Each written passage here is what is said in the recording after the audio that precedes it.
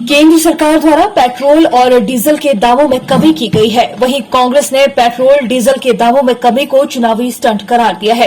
प्रदेश कांग्रेस अध्यक्ष व सांसद प्रतिभा सिंह ने कहा कि केंद्र सरकार के पेट्रोल व डीजल पर से उत्पाद शुल्क में 8 व 6 रुपए कमी कर लोगों को लुभाने का प्रयास किया गया है, जबकि पिछले काफी लंबे समय से सरकार ने पेट्रोल व डीजल पर से करोड़ों रुपए कमाए हैं। प्रदेश कांग्रेस अध्यक्ष व सांसद प्रतिभा सिंह ने कहा कि सरकार को बढ़ती महंगाई से लोगों को राहत देनी चाहिए, लेकिन अब राज्यों में चुनावों को देखते हुए सरकार ने पेट्रोल डीजल के दाम कम किए हैं। उन्होंने कहा कि देश में बढ़ती महंगाई का मूल कारण तेल के दामों में बेतहाशा बढ़ोतरी ही रही है, जबकि इसके दामों में और कमी करने की जरूरत है। उन्होंने कहा कि आज मोदी सरकार को 8 सालों के बाद जन कल्याण की चिंता सताने लगी है।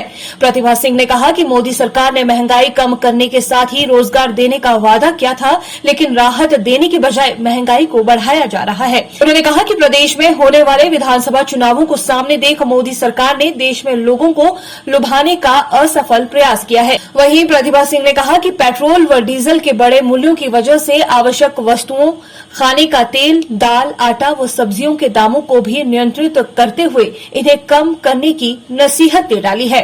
आप देखिए, ये पेट्रोल डीजल के दाम जो पिछले कई वक्त से बढ़ाए जा रहे हैं, उस पर निरंतर बढ़ोतरी हुई है और अब जाकर इन्होंने ये कहा है कि हम इसके दामों को कम करते हैं। ये मैं समझती हूँ कि इलेक्शन को ध्यान में रखते हुए कि हमारे राज्य में जो इलेक्शन होने जा रहे हैं उससे लोगों को लुभाने की बात ये कर रहे हैं और इस तरीके के प्रलोभन देख के मैं समझती हूँ लोगों को गुमराह करने का प्रयास जो किया जा रहा है वह बहुत ही निंदनीय है।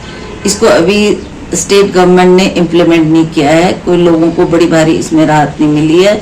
और जहां तक प्राइसेस की बात है, आप सब जानते हैं कि जब पेट्रोल और डीजल के प्राइस बढ़ते हैं तो हमारे अन्य पदार्थों के भी समय पर बहुत उसमें वृद्धि हुई है।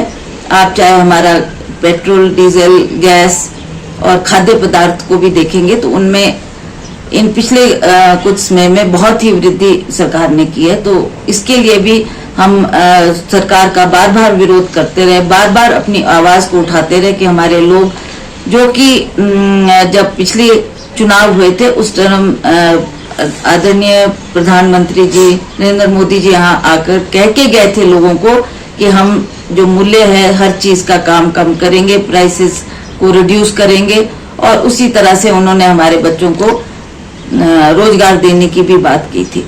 अब जब चुनाव नजदीक आ गया, इन्होंने इतने सालों में इसमें कोई गौर नहीं किया, ना कोई प्राइस राइज कम हुए और ना ही हमारे बच्चों को रोजगार मिला।